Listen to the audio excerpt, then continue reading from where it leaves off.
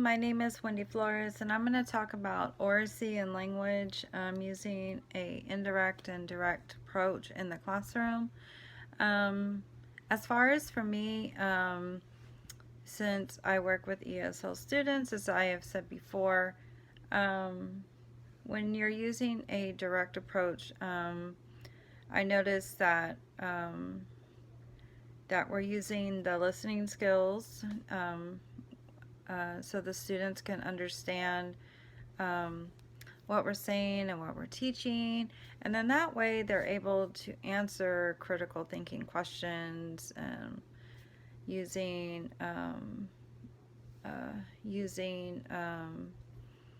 STEM sentences, STEM walls. They're able to um, uh, they're able to use their peers too, listen to their peers and get that practice. So I feel that the language is also a big help um, with ESL students. As far as a indirect approach, um, this is where we can use it like in small groups with the students. They are able to work with their peers one-on-one. They're able to verbally use their communication skills and their speaking skills because they have been practicing with STEM sentences and STEM walls to use good communication between each other.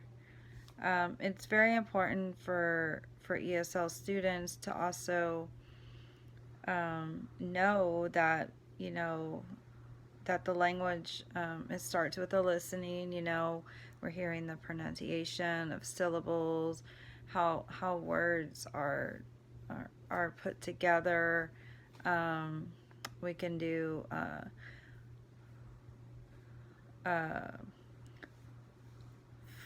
phonemic sounds, with them to help them really see and understand words.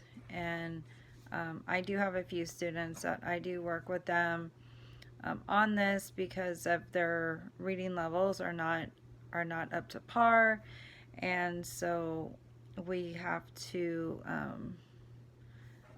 I work with them, and I have them point to the word so they can visually see it.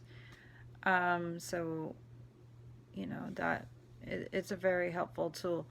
Also, I've been doing some IRIs in the classroom where we test their reading levels, and I notice my lower level students, it takes them their words per minute are real high.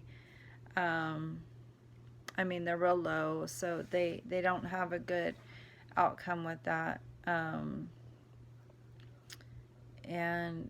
I have some that are at a higher level, but their comprehension is they're not understanding what they're reading. They're just reading the words to read it, get it over with, but they're not understanding the comprehension part of it. So that's where we go back and redirect them in the indirect approach. Getting that practice, one-on-one or in small groups or whole group, and asking tons of questions, having them giving us those critical thinking, using their critical thinking skills, and I feel it's very important for ESL learners to have these approaches and use them and practice them because it's only going to benefit them in the long run. But as a teacher, I feel very very fortunate and very honored actually to be able to have the opportunity to teach them and work with them on this level, because having an understanding of what you're saying and reading is very important. It's only going to benefit them now and in the future. So yes, that is my approach. Thank you.